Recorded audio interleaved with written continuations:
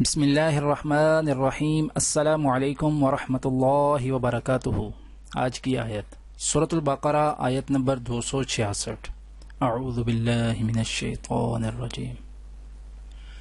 ایود احدکم ان تکون له جنۃ من نخیل واعناب تجری من تحتها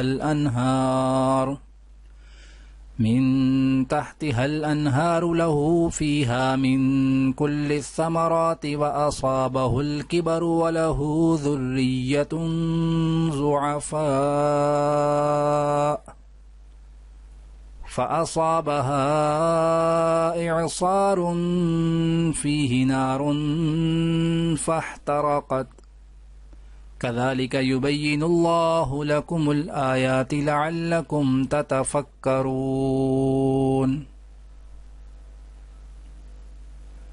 کیا تم میں سے کوئی یہ پسند کرتا ہے کہ اس کے پاس ایک ہرا بھرا باغ ہو، نہروں سے سیراب، کھجوروں اور انگوروں اور ہر قسم کے پھلوں سے لدا ہوا، اور وہ عین اس وقت ایک تیز بگولے کی زد میں آ کر جھلس جائے جبکہ وہ خود بوڑھا ہو اور اس کے کم سن بچے ابھی کسی لائق نہ ہوں۔ اس طرح اللہ اپنی باتیں تمہارے سامنے بیان کرتا ہے، شاید کہ تم غور و فکر کرو۔ آج کی دعا۔ رب اوزعنی ان اشکر نعمتک التي انعمت علی وعلى والدی وان اعمل صالحا ترضاه واصلح لی فی ذریتی انی تبت الیک وانی من المسلمین۔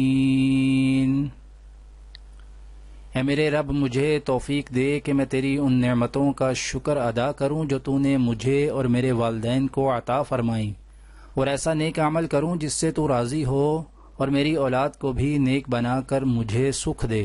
میں تیرے حضور توبہ کرتا ہوں اور تابع فرمان بندوں میں سے ہوں۔ آج کی حدیث۔ حضرت حذیفہ رضی اللہ تعالی عنہ سے روایت ہے کہ نبی کریم صلی اللہ علیہ وآلہ وسلم نے فرمایا کہ ہر نیکی صدقہ ہے۔